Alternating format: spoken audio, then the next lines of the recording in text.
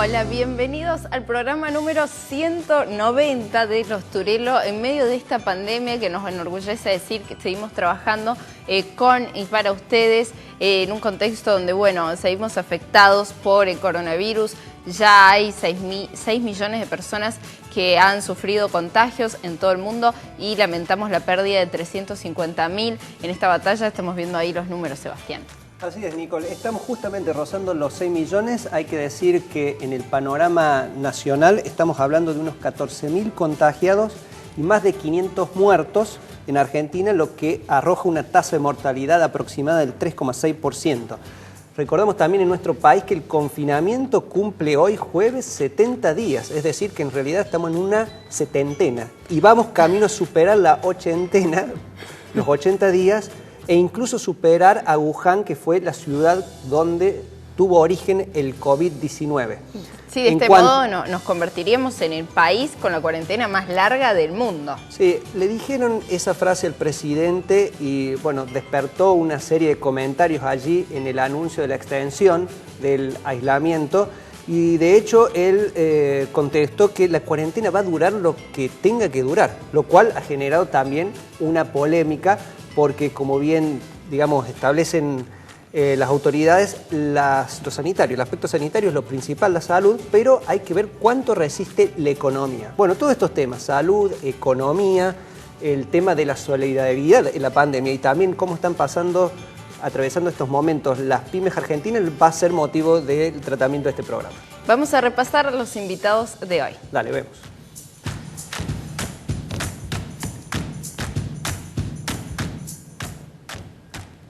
Ya está en línea el doctor Andrés Peñalosa, director médico del Sanatorio del Salvador, coordinador del comité de expertos que asesora al COE y presidente de la Sociedad de Terapia Intensiva de Córdoba. Con él vamos a consultarle sobre su visión del aspecto sanitario de la pandemia. Con Claudia Martínez, ministra de la Mujer del Gobierno de Córdoba, repasamos la situación que viven las miles de mujeres, los casos de violencia de género de esta otra pandemia que lacera y mata a miles de mujeres en nuestro país, y también a horas de la presentación del programa Salud Integral Mujer, las nuevas propuestas de la provincia para las mujeres en el tema sanitario. Vamos a tener también los consejos de Daniel Escandizo en la clínica PYME Los Turelo sobre qué hacer en esta época de pandemia. Él habla de que hay como 3 temporadas de la pandemia. Ya lo vamos a ampliar.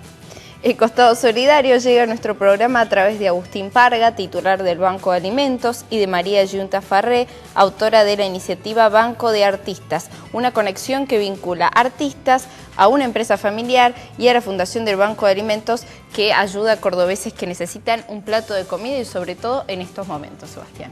Muy bien, entramos en contacto con Juan Turelo y el doctor Andrés Peñalosa. Le damos la bienvenida a ambos. ¿Cómo están? Doctor Peñalosa, Juan Turelo. Hola Sebastián, hola doctor. Bueno, no los veo en este momento, pero presumo de que están allí en el estudio ustedes.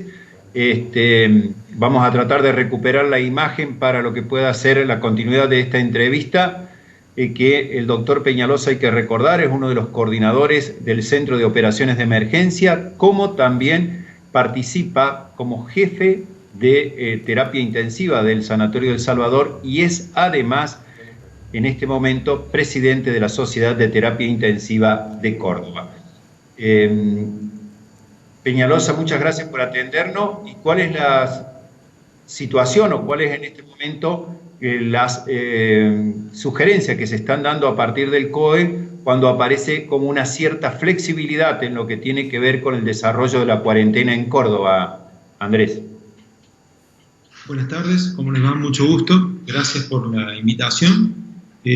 Como bien dijiste, están diciendo hace instantes, las evidencias en función de los casos que van apareciendo van mostrando el camino que hay que ir tomando. Aclaro que yo no soy funcionario del COE, para que no se entienda mal, sino que nos convocaron para dar una asesoría, dando en representación de la sociedad que represento, ¿verdad? De la Sociedad de Terapia Intensiva de Córdoba. Las recomendaciones que se están manejando en este momento, por lo menos lo que tiene que ver con el área de la especialidad, tiene que ir viendo con los resultados que arrojan las medidas que han tomado desde un primer momento, como decían, los días que llevamos de cuarentena, y la cuarentena por sí y el aislamiento social asociado a la misma, son medidas que han demostrado en el mundo reducir la contagiosidad y la mortalidad. Es por eso que este gobierno apeló a esta medida con buen criterio en el sentido de proteger la salud de las personas en un primer momento y evitar el desborde de casos, dándonos tiempo a prepararnos para un escenario de máxima. Ese es el planteo que se hizo desde el primer momento y creo que con una visión, digamos, de lo que ya se ha realizado, se ha logrado ampliar notablemente la capacidad receptiva de los servicios de salud, equiparlos y dar respuesta a una contención que todavía, gracias a Dios, no hemos tenido que atravesar una situación crítica, como sí ha pasado en países vecinos inclusive. Doctor Peñalosa, quiero hacerle una consulta a raíz de ese balance o ese panorama sanitario que tiene actualmente la provincia de Córdoba. ¿Qué perspectivas desde el punto de vista epidemiológico se puede esperar justamente para el mes de junio, que es el mes donde inicia el invierno? ¿Es posible que haya una reinfección, es decir, una aceleración en la curva de contagios y que llegue finalmente lo que se denomina el pico? Bueno, esto para comentarles, a ver si puedo responder con claridad la respuesta. La curva epidemiológica puede tener dos formas. En realidad puede tener una curva plana, incremental, digamos una línea recta, en donde a medida que pasan los días van incrementando los casos, y hoy en Argentina lo que está sucediendo es eso. Y el otro escenario es el modo de la curva, la famosa curva, en donde se constituye la misma con un incremento de casos rápidamente abrupta, que es lo que pasa en la mayoría de los países, se genera el pico de la curva y posterior a esto la caída. Claramente, con las medidas que se han tomado, lo que se ha logrado es aplanar la curva y hacer que adquiramos una forma epidemiológica recta, digamos. O sea, a medida que va pasando el tiempo, se van sumando la cantidad de casos. Y lo que nosotros esperamos, en la medida que se va liberando parcialmente la cuarentena, con las medidas básicas, como el aislamiento y todas las medidas higiénicas que deben tomarse, lógicamente va a haber movimiento de virus y van a haber más casos. Esto es algo que no vamos a poder, de momento, por lo menos una predicción. Después, o lógicamente puede pasar que mañana no llueva, pero lógicamente, como estamos viendo nosotros, todavía el máximo de casos no se ha registrado. ¿Cuándo llega el máximo de casos? Porque empiezan a aparecer días posteriores menos casos. Entonces, mientras cada día tenemos más casos, no podemos decir que superamos el periodo de máximo. Andrés, te consulto, ¿qué opinas? Ya sabemos que hay muchísimos asesores de distintas áreas que también están mostrando su punto de vista al COE. ¿Qué opinas vos sobre el anuncio de las áreas recreativas, la liberación de deportes individuales y esta flexibilización que va a llevar a tener más personas en las calles, más personas movilizándose y por supuesto que pueda atentar contra esta curva lineal de la que vos hablás? Bueno, realmente es muy buena la pregunta y cada uno puede tener una opinión distinta.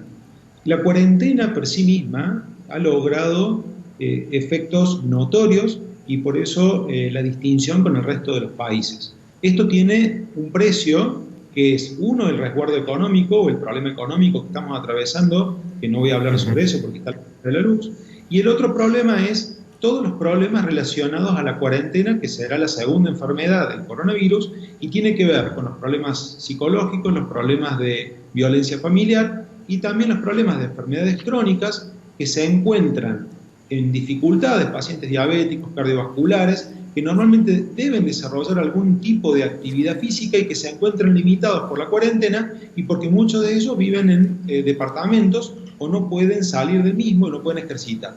Por lo tanto, ¿cuál es la respuesta? Lo mejor que se puede hacer es buscar un equilibrio entre la cuarentena extrema y la liberación. ¿Cómo se logra? Bueno, actuando con responsabilidad. Mi opinión es que estoy a favor de esto, porque el daño que se empieza a padecer después de tanto tiempo empieza a ser perjudicial para muchas personas y sobre todo aquellas que tienen ya patologías crónicas empieza a ser más grave. Por lo tanto, el equilibrio es lo más importante. Andrés, te quería preguntar si estás de acuerdo con estos tests masivos en barrios populares o villas de emergencia, y también la polémica que se ha entablado, si es necesario que disponer en esos lugares donde puede haber un contagio mucho mayor que en otros espacios, disponer un aislamiento social o un aislamiento total, como han sucedido en algunas villas de la provincia de Buenos Aires. Bueno, los test de medición, como se están realizando, es una metodología muy acertada porque nos permite identificar de manera precoz los focos y contenerlos rápidamente. Entonces, es como anticiparse al disparo. Un foco no contenido son disparos, es como un tiro de escopeta. Si uno lo puede contener y evitar que dispare, ¿cómo lo podemos contener? Aislándolos. Lamentablemente es una medida no feliz para el que padezca habitar esa zona, que puede ser cualquiera de nosotros en nuestro barrio, pero lamentablemente no hay otra forma de contener el disparo de escopeta, como digo yo. O sea, si un foco no es contenido y la única forma de detectarlo es a través de mediciones masivas, es la única manera que podemos prevenir una diseminación masiva y ahí sí, un disparo en el pico de casos y eventualmente hacer una curva que en este momento venimos, gracias a Dios, con una línea recta. Andrés, te llevo a lo que es tu rol de director médico dentro del Sanatorio del Salvador, que está ubicado en Barrio General Paz. ¿Cómo ha sido el impacto de lo que es la atención y el nivel de consultas en casos de COVID y también en otras patologías crónicas? Porque, como bien se ha hablado en las últimas semanas, se ha despertado una polémica, dado que la atención que se ha enfocado en los casos de COVID ha mermado lo que son las consultas, incluso de pacientes con enfermedades crónicas. Bueno, nosotros hemos tenido casos, 14 casos de pacientes COVID confirmados. Dos de esos casos lo hemos atendido por telemedicina. Uno de ellos pasó a terapia intensiva y permaneció en terapia intensiva por casi 60 días, 62 días aproximadamente. Antes de ayer lo hemos pasado a la sala común, por suerte. Y el resto de los casos los hemos tenido internados en la sala común. O sea que hemos tenido menos casos de lo que proyectábamos. Nos preparamos 2 sanatorios dentro del mismo sanatorio, un sanatorio para dar contención a pacientes COVID y otro sanatorio para dar contención a pacientes no COVID. De lo que es COVID, prácticamente vacío en todos estos, desde el momento de la cuarentena hasta ahora, 14 pacientes. En el caso de pacientes COVID, ¿sí? Sí, no, Andrés, te quería interrumpir para reforzar la pregunta que te estaba haciendo Sebastián, en el sentido de que incluso destacados médicos cardiólogos de Córdoba han señalado la necesidad de no dejarse atender, pese al temor que tiene la sociedad, los pacientes en general, de concurrir a un centro de salud. ¿Ustedes han experimentado esto? ¿Ha caído la cantidad de gente que va a realizar consultas a los centros médicos, especialmente en aquellos casos que has mencionado, diabetes, enfermedades cardíacas, en fin, cuestiones muy complejas que merecerían seguir un tratamiento médico? Bueno, esto es preocupante. La otra hoja de la enfermedad COVID, y es la atención de enfermedades crónicas. Nosotros hemos notado en el periodo de marzo, abril y mayo, que es todo el periodo, digamos, desde que nos ocupa la cuarentena, una caída de más del 50% de las atenciones en distintas áreas, internaciones, consultas, cirugías, teniendo en cuenta que parte del mes de marzo se trabajó. Hemos estado con el sanatorio prácticamente vacío. A pesar de esto, hemos implementado la teleconsulta para instar a los pacientes que puedan acceder a un control de su enfermedad crónica. Lo que estamos notando es que muchos pacientes que tienen enfermedades crónicas están llegando ahora a atenderse, que es lo que estamos empezando a ver ahora, ya con la patología descompensada, cuando antes quizás con los controles regulares lo podían realizar. La respuesta principal a esto es tener un equilibrio, es decir, no ser imprudente y poder acudir. Si un paciente tiene una enfermedad crónica, debe tener algún control, dado que si no lo controla, no se hacen ajustes de los medicamentos, controles de laboratorio, que para eso se han implementado numerosas medidas como laboratorio de domicilio, consulta virtual, nos ha obligado a desarrollarnos de otra manera para poder llegar a darle contención, evitar que pase el tiempo y que los pacientes puedan recibir un control médico de su patología, tanto crónica como que se agudice. Finalmente, Andrés, bueno, nuestro reconocimiento de parte de los Turelo y de parte de todos los que están viendo por la gran labor que están realizando todo el personal de salud, que son los principales héroes en esta batalla, y que también tienen este trabajo de, además de realizar sus tareas, tener que asesorar a los gobiernos para tomar medidas. ¿Cuál es tu opinión, pese a que las personas aplauden, reconocen, no parece suficiente para miles de médicos que marcharon en la ciudad de Córdoba pidiendo que no los discriminen, que tengan una justa remuneración y que la justicia no los acuse por la doble imputación que sucedió por el geriátrico de Saldán? ¿Qué opinas de este tema? ¿Participaste de la marcha? ¿Cómo te posicionas? Bueno, yo soy médico y siempre voy a estar del lado de los médicos, en el sentido ético. Es decir, nosotros como los médicos que tenemos algunos años de experiencia y que representamos sociedades y somos educadores, tenemos la responsabilidad de instruir, actualizar y brindarles los elementos científicos, teóricos y prácticos necesarios para que el resto de nuestros compañeros, médicos, no médicos, de hecho, siempre les digo, hago el paréntesis a enfermeros, a kinesiólogos, que cuando nos vean a nosotros y vean que algo hacemos mal, nos digan, siempre de manera respetuosa, tenemos que estar abiertos y trabajamos en conjunto. Luego que estamos instruidos y teniendo las herramientas que son gran parte de nuestra responsabilidad, no podemos separarnos de que tenemos que obrar dentro de nuestro margen de para lo que nos hemos formado y capacitado.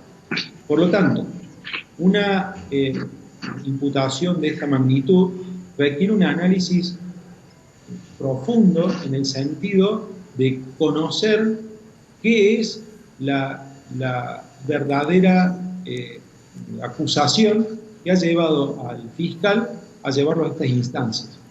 Por lo tanto, yo soy un poco más prudente, creo que tenemos la responsabilidad de actuar y en nuestro entorno somos todos responsables tanto de que pase esto como otras cosas, y siempre tenemos que velar por que todos tratemos de trabajar bajo un protocolo que sea el mismo y unificado. Para eso el COE ha trabajado con todas las sociedades, pone a disposición todas las protocolizaciones y hacerlos cumplir.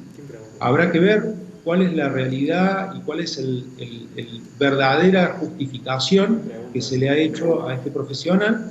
Sinceramente no tengo acceso a la causa fiscal para ver la realidad, pero creo que habría que profundizar en los verdaderos motivos que llevaron al fiscal a esta instancia.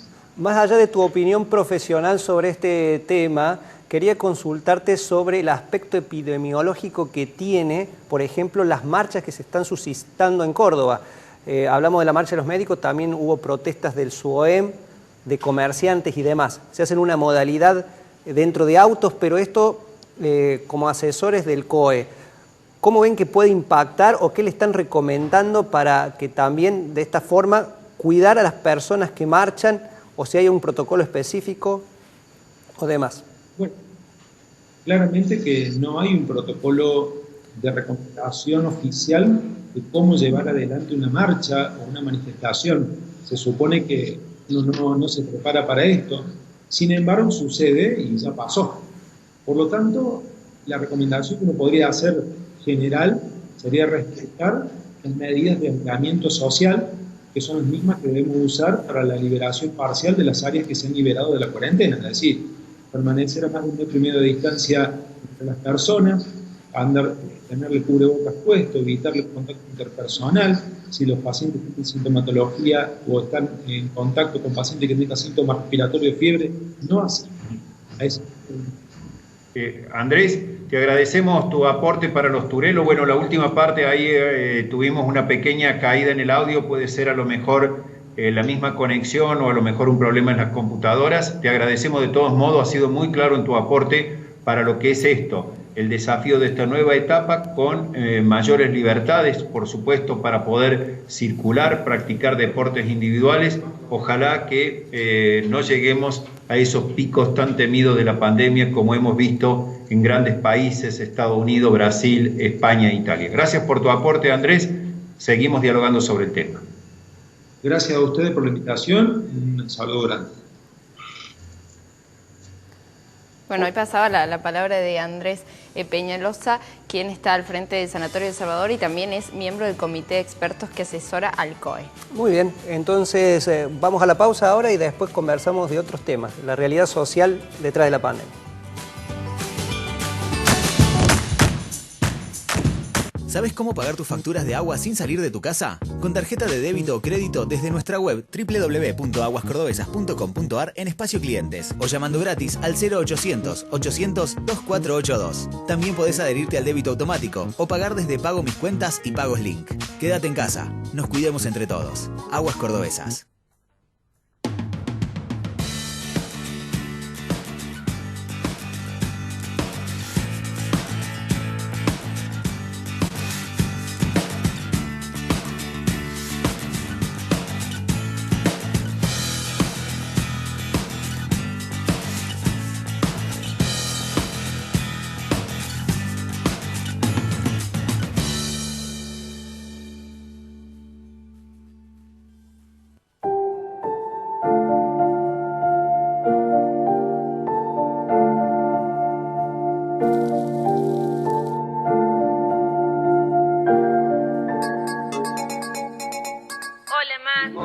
Todos tenemos una mamá, un papá, abuelos o algún familiar mayor de 60 años que hoy puede necesitar mayor compañía. Mantenete cerca.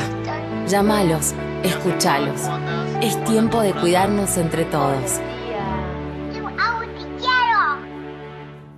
Entrá a Bancón, pagá, transferí, invertí, asegurate y obtené el préstamo que necesitas al instante, sin dejar de hacer lo que estabas haciendo. Entrá en bancor.com.ar o descargate la app y empezá a disfrutar de Bancón, el nuevo banco digital de todos los cordobeses.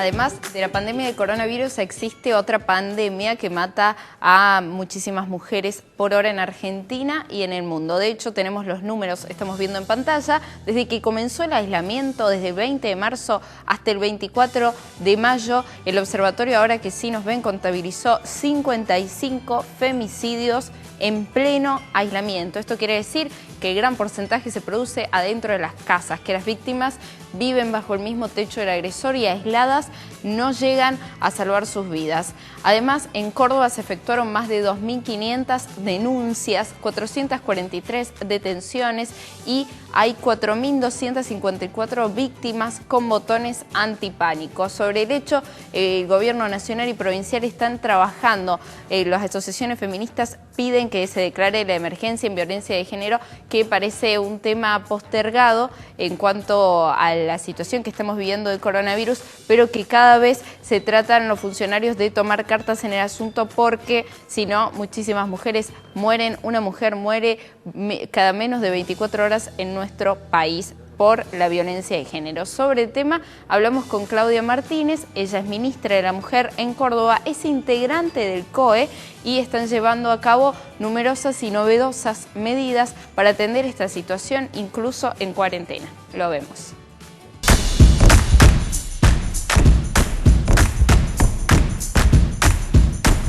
Claudia, te quería preguntar por esto en el medio de la pandemia de coronavirus. Está la otra pandemia que estuvo siempre en nuestro país y en el mundo, que es la violencia de género, y que sigue alertándonos, nos sigue causando ese escalofrío, aún teniendo un virus tan infeccioso que muchísimas mujeres mueran. Ya murieron más mujeres durante la cuarentena que en el resto del año, que si bien tuvo 2 meses antes de que empiece el aislamiento.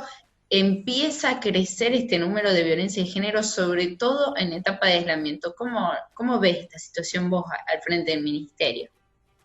Bueno, nosotras pudimos adelantarnos de alguna manera porque formamos parte de una red a nivel mundial donde veíamos que en otros países, sobre todo con colegas de Europa, cómo iba apareciendo en paralelo de la pandemia, con esta medida de confinamiento obligatorio, cómo iban subiendo las denuncias y la demanda por violencia de género. Así que pudimos prepararnos tratando de mutar lo más rápido posible todos los servicios que tenía el Polo de la Mujer a un servicio de atención telefónica, pero también en estos acuerdos con el Poder Judicial a través del Ministerio Público Fiscal y de la Oficina de Violencia de Género del Tribunal Superior de Justicia, porque ya veíamos que se cerraban todo ese tipo de servicios presenciales para poder de alguna manera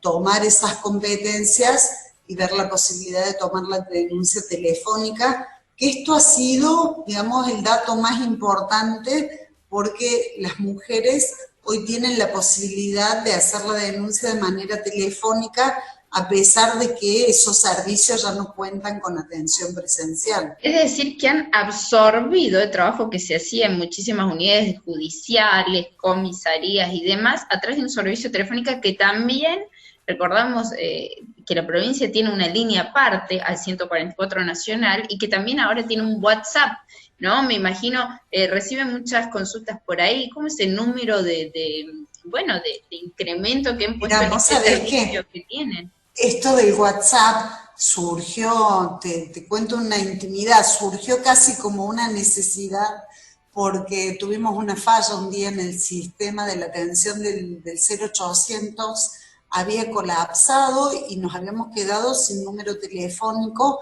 con toda esa angustia que te produce resolver un tema importante, como la línea donde la mujer era la única forma de comunicarse con nosotras. Así que pusimos un mensaje con este número de WhatsApp, que iba a ser algo provisorio, y la verdad que lo hemos dejado como una herramienta permanente, porque muchas mujeres, digamos, antes de la denuncia telefónica, consultan, preguntan, indagan, quieren tomar confianza con la institución, pero además hay casos en donde ni siquiera pueden llamar por teléfono porque están conviviendo con el agresor. Y bueno, ha sido impresionante la demanda a través del número de WhatsApp. Tenemos ahí profesionales también recibiendo esa demanda. Y bueno, y el 0800 que está recibiendo un promedio de 350 llamadas diarias, con picos de 600 llamadas, que esto, bueno, nos ha puesto en alerta porque evidentemente hay un brote de violencia en época de pandemia. Es decir, estamos viviendo casi par a par los números, 600, par a par, no, diría muchísimo más a nivel provincial, más. De 600 mujeres o familias o allegados que se comunican con ustedes para denunciar violencia de género, y a veces 350 por día en caso de denuncias. Vos decías esto de no poder ni siquiera hacer una llamada porque estás viviendo con el agresor abajo del mismo techo y estás aislado. ¿Cómo se actúa en ese caso de que manda un mensaje, manda un WhatsApp o llama a una mujer que dice que está inmersa en esa situación? ¿Cómo el Polo de la Mujer trata de sacarla de ahí, también en un contexto que hay muchos protocolos de higiene donde no nos podemos contagiar del virus y demás? Bueno, nosotras también tenemos nuestros propios protocolos. Imagínate con el volumen de llamadas y de denuncias y cómo esto se va acumulando, además que a partir de una llamada surgen una serie de medidas, de acciones y de acompañamientos a esa mujer hasta que se logran las medidas judiciales, porque si bien, digamos, no hay atención presencial en la justicia, las medidas las sigue tomando la justicia. Entonces, nosotras, a través de estas operadoras telefónicas, somos las que pedimos las medidas judiciales, las medidas policiales y de seguridad, el patrullaje, el botón antipánico, la tobillera, la exclusión del hogar del agresor, y todo ese tipo de medidas van acompañadas también de una serie de acciones que tienen que ver con una mirada social de esta temática, con quién vive, dónde vive, si tiene los recursos de alimentación para ella y para sus hijos. Y además porque es una problemática tan compleja que muchas veces a una mujer le cuesta primero denunciar, pero también después proseguir con estas acciones, porque hay una serie de condicionantes como los de la comunidad o familiares que le piden que vuelva, que lo perdone, o muchas veces los hijos y las hijas que extrañan al padre y que quieren darle una nueva oportunidad. Entonces, para nosotras es muy importante el acompañamiento en ese periodo luego de la denuncia, porque esta revinculación nunca es aconsejada, sobre todo si el varón no ha participado de un proceso reflexivo y que esté dispuesto a modificar sus conductas y a erradicar la violencia de su vida. Y en este caso las mujeres que sienten que no tienen a dónde ir y que, bueno, sienten peligro por sus vidas, porque en muchos casos no es algo dialogado con la pareja, con la familia que se pueden ir, ustedes les brindan un lugar donde estar, una asistencia económica y demás, e incluso en esta época donde los trabajos informales, muchísimos de programas de trabajo están resentidos y tampoco la seguridad económica es un favor, es un punto a favor, digo, para las mujeres. No, por supuesto, digo, todas estas situaciones colaterales que aparecen con la pandemia, como el tema económico, laboral, el rol de la mujer en el hogar, el rol del varón en la casa, que nunca se había hecho cargo de ese tipo de tareas, que no estaba acostumbrado a compartirlas, ni siquiera verlas. Todo esto ha traído también nuevas conflictivas familiares. En muchos casos, donde antes no había violencia, hoy aparece la violencia de género como un acto novedoso dentro de una dinámica familiar. Pero bueno, las ayudas económicas son fundamentales porque nadie puede tomar una decisión si no tiene los recursos suficientes para irse de la casa o para poder excluirlo y que pueda seguir alimentando a los hijos. Por eso el gobierno de Córdoba tiene una serie de ayudas económicas para mujeres en situación de violencia, desde el pago del alquiler por 2 años hasta ayudas de emergencia o ayudas que son más, que van más en el tiempo, pero que son importantes atender, porque en primer lugar, si no hay asistencia económica, la dificultad para tomar esta decisión es muy grande.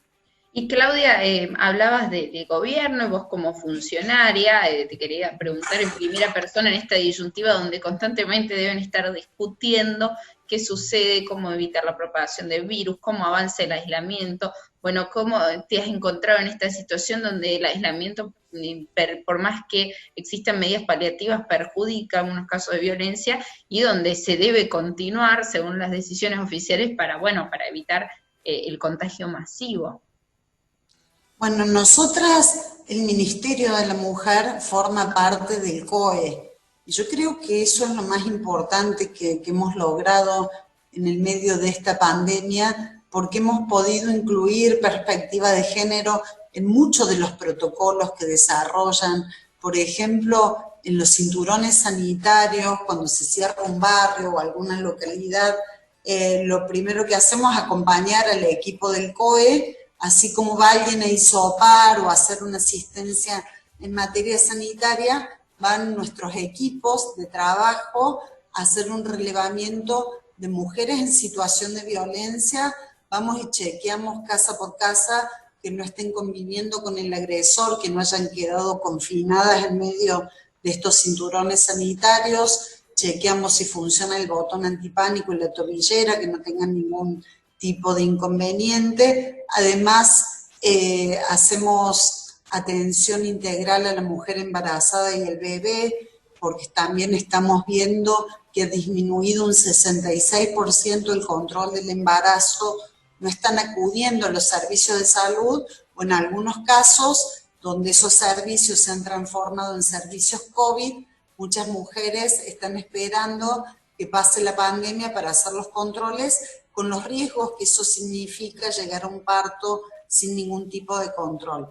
Y por último, lo que nos parece una tarea fundamental en esta pandemia es poder acompañar a las mujeres que quieren hacer prevención de embarazos no deseados, donde no, digamos, la anticoncepción debe ser una garantía fundamental, la provisión de la medicación, de inyectables, de los métodos anticonceptivos más adecuados y que no sean en este momento suspendidos, porque sabemos que provoca un efecto que no es el deseado, que si una mujer suspende esa anticoncepción probablemente, digamos, eso la favorezca para quedar embarazada, y de acá a unos meses vamos a tener un brote de embarazos no intencionales o de abortos caseros provocados de manera solitaria o en la propia comunidad, con el riesgo de vida para la mujer que eso significa.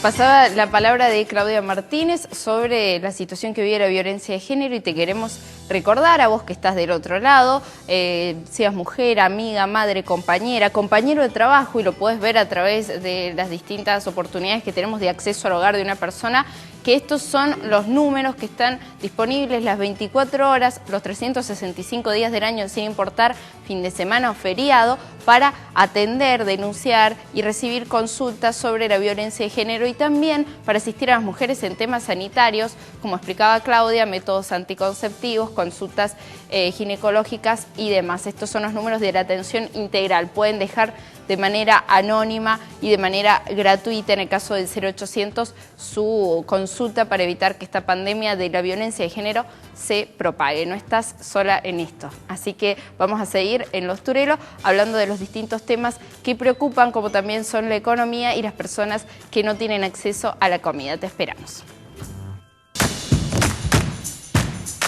En Banco Macro queremos acompañar a tu empresa. Te presentamos una línea de crédito con una tasa especial de 24% para afrontar las obligaciones corrientes de tu empresa, exclusiva para pymes y empresas prestadoras de salud. Conoce más en macro.com.ar/empresas o saca tu turno online. Macro, cerca siempre.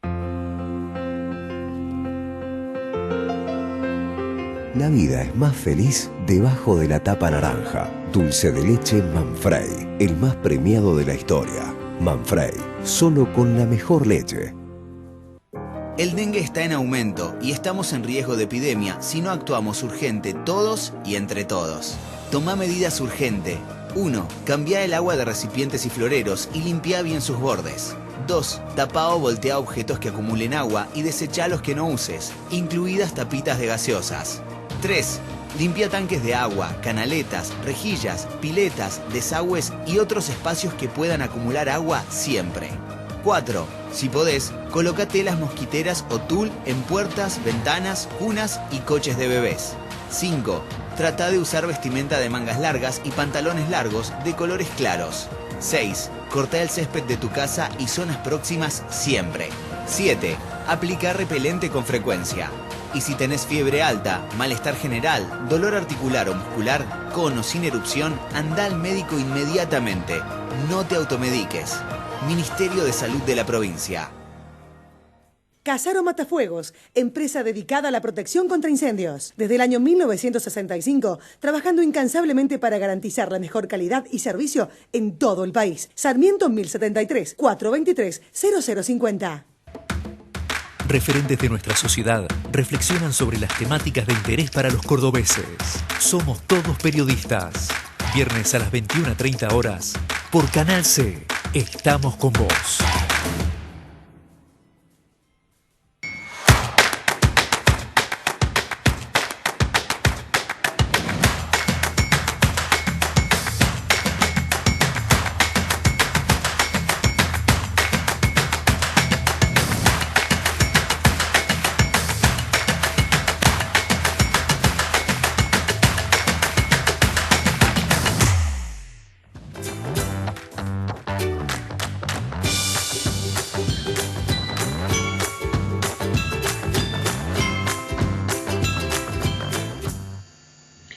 Hemos repasado la cuestión sanitaria y su impacto, por supuesto, en el desarrollo del coronavirus, como también la cuestión social, la violencia y otros hechos que nos conmueven como sociedad.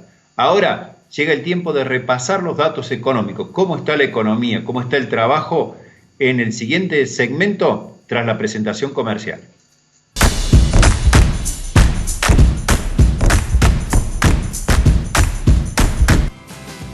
Presenta este bloque AutoCity, la concesionaria que une 6 marcas y tiene la mayor variedad de autos usados del país. Para más información, conectate a autocity.com.ar. Muy bien, una de las buenas noticias que hemos tenido durante la semana ha sido la puesta en marcha de varias plantas automotrices que tienen un efecto cascada sobre varias actividades económicas. Es sin duda una buena noticia para los malos tiempos que estamos viviendo en materia económica. Se pusieron en marcha Toyota, Renault y Volkswagen, esto en la provincia de Buenos Aires, su fábrica de autos. En Córdoba, sin embargo, fue la planta de cajas de transmisión ubicada allí en Camino a San Carlos, la primera empresa vinculada a la industria automotriz que se puso en marcha. Por esa razón estuvo en Córdoba su presidente para lo que se llamó el Córdoba Day, un día en Córdoba con las máximas autoridades de Volkswagen en la Argentina, encabezada, como decíamos, por su presidente que recorrió aquí la planta de Camino a San Carlos. Es Tomás Osiansky, quien, como ustedes ven en la fotografía, estuvo junto también a la responsable de Asuntos Gubernamentales y Comunicaciones, Angie Stelzer, y el flamante titular de la planta en Córdoba que dejó Carlos Testas, casi un histórico dirigente y directivo allí de la planta en Córdoba. Por parte ahora, Marcus Goric es el nuevo titular, un brasileño que tiene toda la confianza de Pablo Dizzi, quien conduce los negocios desde Brasil. Bueno, en Córdoba, ¿qué están haciendo? Comenzaron a ensamblar la caja de transmisión MQ281, una caja de transmisión manual que se va a exportar 100% a partir del próximo mes, tanto a Europa como a México.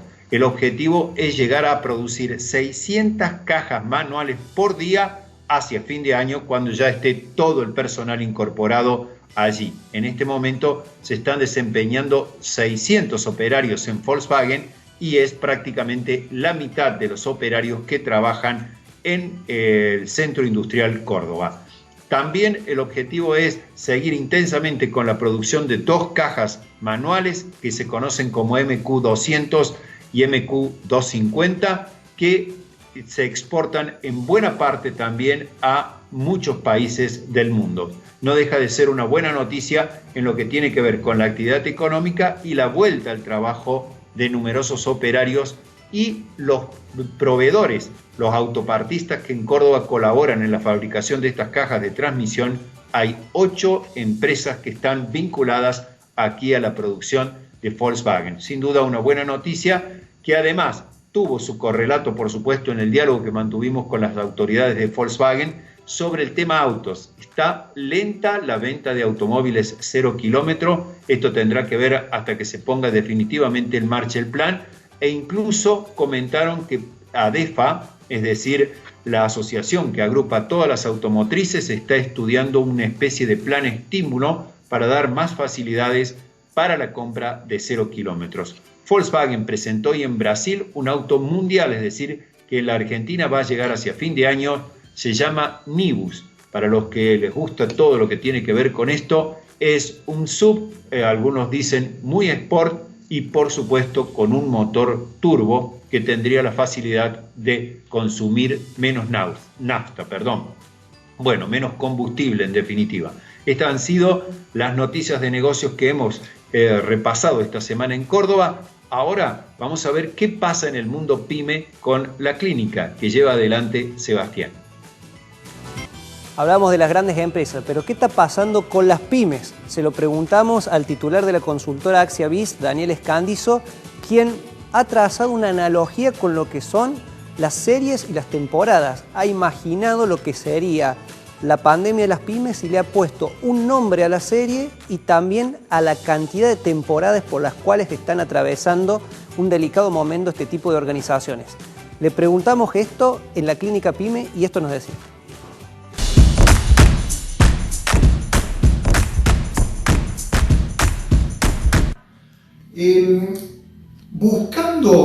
Buscando establecer una analogía con alguna situación más cotidiana, la situación de las empresas que están atravesando las empresas en general, hoy podemos poner un foco en las pymes, pero hablamos en términos generales, podría asemejarse a una serie que tiene 3 temporadas. Hay una primera temporada que trata de la supervivencia. Hay una segunda temporada que aborda la estabilización, es decir, cuando hemos logrado sobrevivir y comenzamos nuevamente a ponernos en marcha. Y la tercera temporada finalmente abordaría el crecimiento. Nos preparamos ya para crecer. Hemos sobrevivido y queremos crecer. El tema está que no sabemos cuántos capítulos tiene cada temporada. Esa es la gran incógnita, por eso es un poquito más difícil que en la vida cotidiana. Probablemente la mayoría de las empresas hoy se encuentren atravesando esa primera temporada de supervivencia. Algunas pocas la estabilización, en que ya están saliendo de a poco y han logrado sobrevivir, y probablemente muy poquitas estén pensando en el crecimiento. Pero este es un poco el punto en que quiero tratar brevemente. Aquellas que se anticipen a pensar en el crecimiento probablemente lo logren más rápido. Y acá me parece interesante acudir a algunas recomendaciones que da la consultora en management McKinsey, una de las más grandes del mundo, y establece 4 estrategias para comenzar a pensar en el crecimiento. Una dice, pensar en la generación de ingresos de manera rápida, no gradual. Es decir, asumir una mentalidad de startup. Las startups se caracterizan por un crecimiento rápido en los primeros años de vida. Bueno, tratar de simular el crecimiento de las startups. Lo segundo que recomienda es redefinir las operaciones de la empresa en función de un análisis de los costos operativos, de los costos de capital, buscando mayor eficiencia. Lo tercero, repensar la organización, redefiniendo propuestas de valor, cómo trabajar, en esto involucrar muchísimo a los empleados, al personal, y finalmente cómo crecer. Y la cuarta es afianzar o consolidar los procesos digitales, es decir, afianzar los procesos de digitalización que ya se han ido incorporando en este tiempo. ¿Qué es lo importante? Lo que se ha aprendido en estos meses de crisis, no abandonarlo, afianzarlo, reforzarlo. La velocidad de los cambios será dramática. La velocidad de los cambios es la clave y aquellos que abandonen viejos paradigmas y acepten la velocidad de los cambios tendrán más posibilidades de crecer en el mediano y largo plazo.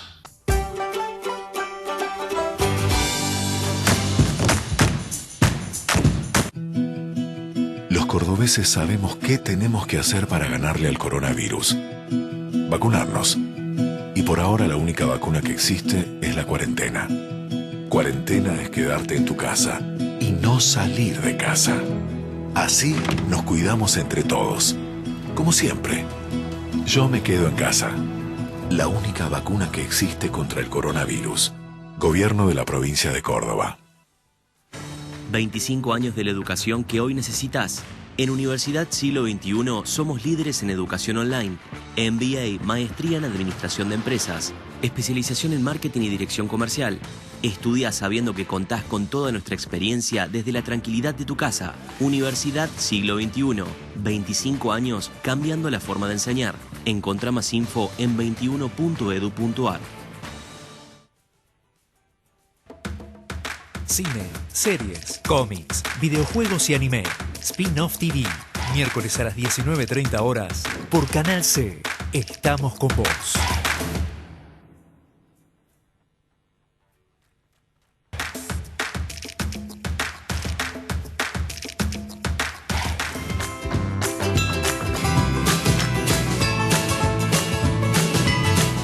Nos despedimos de este programa con una iniciativa solidaria que tienen los cordobeses, incluso en medio de la pandemia y con dificultades económicas. Aquellas empresas familiares, aquellos artistas y aquellas fundaciones que se unen para darle de comer a los que más necesitan. Presentamos la Fundación Banco Alimentos con el emprendimiento, digamos, la empresa Giunta Muebles, que crearon este banco de artistas. Una gran iniciativa y creativa para ayudar desde tu casa. ¿Cómo fue que se te ocurrió y que desarrollaste esta idea? Bueno, el año pasado, a raíz de un poco ver que, bueno, habían muebles, habían materiales, y en otras épocas ya habíamos hecho acciones junto con artistas que puedan intervenir productos que podamos tener de uso cotidiano en nuestra casa.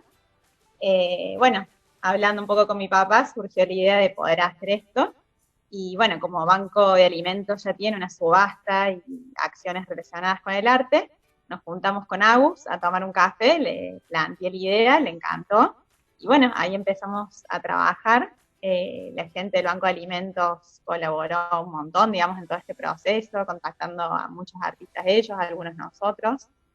El año pasado fueron 26 artistas que intervinieron en unos banquitos. ¿Todos de acá de Córdoba? La mayoría de Córdoba, sí. Y bueno, y este año un poco como que redoblamos la apuesta y ya son 45 artistas que participan donando su trabajo. Los bancos ahora son un poquito más grandes, la idea fue que sea un producto versátil, es como puede ser una mesita lateral o un banco, como varias opciones. Y bueno, es poder un poco... El artista dona de su parte, nosotros de la nuestra, y el que quiere colaborar con el Banco de Alimentos tiene la excusa perfecta para, con esta acción, poder ayudar y, bueno, de paso tener un objeto en su casa que es lindo, que está bueno y que, bueno, la verdad es que la superficie que intervienen los artistas es muy grande, digamos. Son ¿Y se puede usar o queda como una obra de arte ahí en casa? Como cada uno quiera, yo creo que lo podemos usar y que eso es lo interesante, digamos, poder usarlo y apoyarlo. Mira, además de todo lo que dice Mary y vos le acabas de preguntar, yo tengo acá mis 2 banquitos que compré el año pasado en la subasta. Ajá. Y la verdad que yo me armé mi escritorio en home office en estos 60 días y tengo mi banquito acá al lado, que además de que es un objeto, como dice Mary, de arte, es funcional. Claro, me imagino, lo necesario. Ahora necesitamos sillas, espacios, mesitas en todos lados para apoyar cosas, para hacer videollamadas. Estamos con la mueblería, digamos, en explotación en nuestra casa. Y más o menos, ¿en cuánto se subastan estos elementos y qué alcanza con, digamos, estas obras o, digamos, estos muebles intervenidos? Bueno, mira, el objetivo de recaudación ronda aproximadamente $1 millón. Los 45 bancos, cada banco, hay algunos que tienen un grado más avanzado de intervención, que son un poco más caros, pero en promedio están en los 18.000 y 25.000 pesos cada banco, que por ahí conjuga un objeto de arte con un elemento funcional. De vuelta, reiterando tu pregunta, es un objeto de arte que conecta de alguna manera la solidaridad con las ganas de ayudar de los artistas, y en este caso de Giunta, que puso a disposición todo su equipo y muchos materiales e insumos para esta acción. Claro, por supuesto, porque muchas veces queremos ayudar, no sabemos donar, cómo, y acá estamos ayudando un poquito a todas las partes. A usted, aprovecho para preguntarte en este momento, ¿a cuántos comedores, a cuántas instituciones están asistiendo desde parte del Banco de Alimentos aproximadamente en el marco de la pandemia? Y si se incrementó. Mira, en el marco de una campaña que la habrás visto, que se llama Acá Estamos, que eran un montón de empresas en las que estaba Giunta también, logramos recaudar más de 40 millones de pesos entre elementos de seguridad y alimentos, y llegamos a 70.000 personas por mes, perdón. Hoy hemos estado trabajando y asistiendo a más de 500 comedores, entre los que el Banco de Alimentos tenía como organizaciones beneficiarias habituales y algunas que estaban en lista de espera, que por supuesto por esta situación de cuarentena tuvimos que asistirlas. Muchísimo, la verdad, un número gran impacto, 500 comedores en Córdoba que necesitan del Banco de Alimentos. Y María, te pregunto a vos, ¿cómo hace alguien que quiere tener uno de los famosos banquitos o alguien que, digamos, quiere sumar a la subasta, que quiere ayudar? ¿Cómo hace para lograr esto? Entrando, hay un catálogo digital que lo pueden obtener entrando a Banco de Alimentos Córdoba en Instagram o en la página oficial del Banco de Alimentos. Está la sección de Banco de Artistas y ahí pueden obtener el banco, pueden elegir, digamos, cuál es el banco que quieren y a través de una tienda nube comprarlo.